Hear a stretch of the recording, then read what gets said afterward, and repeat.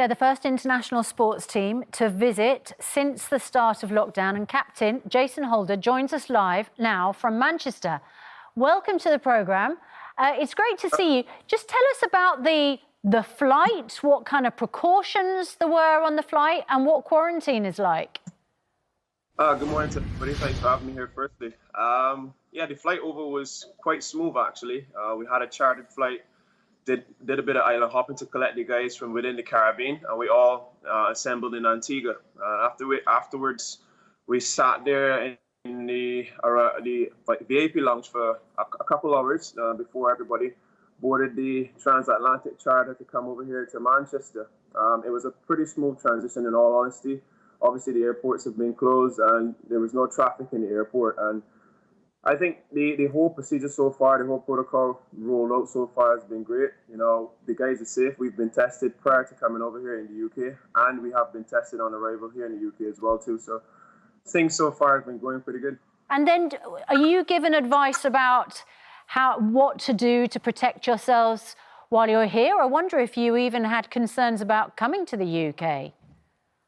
Yeah, we always obviously briefed as to the relevant good protocols to practice. Obviously good hygiene, you know, wearing your face mask, just keeping social distancing.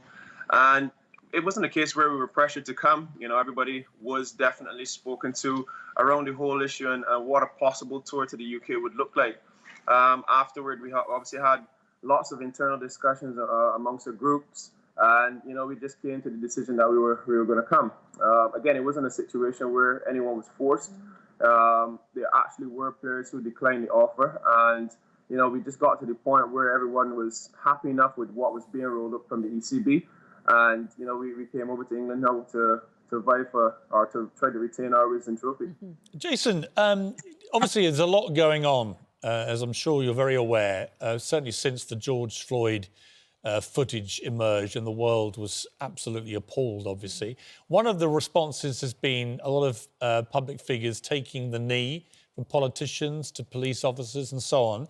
I'm sure that you guys have thought about this, but do you think that you as a team may do that at the first Test match?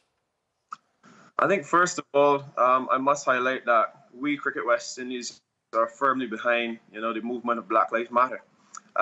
There's obviously a lot going around the world now with the protests and the whole movement and such.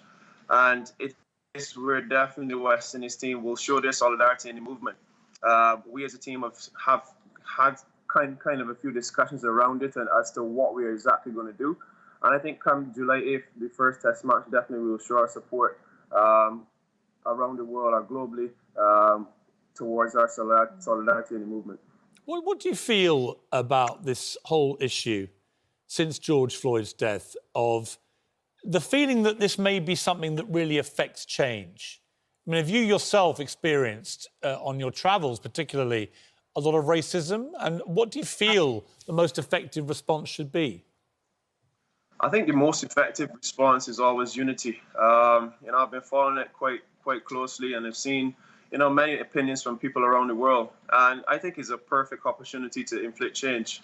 And particularly following a lot of stuff that's happening in the NBA.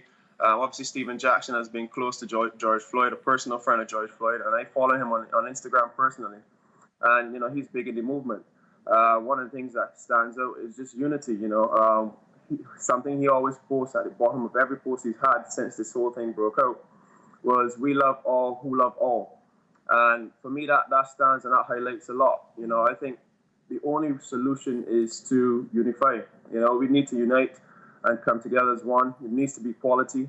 And, you know, Black people must feel as though they have a presence in this world. I think at present, you know, it could be argued that Black people don't feel as though we have a presence in the world. And I think it's a perfect opportunity for people to rise and people to educate themselves on, you know, racism and try their best to eradicate racism and come together. Yeah, I agree. Let's just get a cricket question in here, because I'm a massive cricket fan.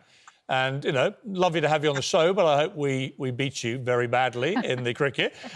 One of our trump cards is, of course, a man born in Barbados, Jofra Archer, our fast bowling sensation. Are you going to be saving up some special chin music for Jofra? What I will say is that, Joffrey's English from my count, and it's interesting enough. I think Kemar Roach had an interview yesterday, and he spoke around the same thing. And we're friends off the field, but when we cross that line, we just see him as another Englishman, and it's competition from there and there out. So I'm sure he'll be looking to knock a few of our heads off. So likewise, we'll be looking back at him. That's one way of You know what? I am looking forward to Jofra Archer and you guys. It's going to be a great battle. Great to talk to you. Best of luck to you guys. Hope you have a wonderful tour. I've got to say, as a cricket fan, I'm just so happy that you're here. Yeah. And I'm so happy we're going to get some cricket. And I wish you... It's going to be weird. I'll be watching the football without crowds. It's all very weird. But I'll be watching on TV.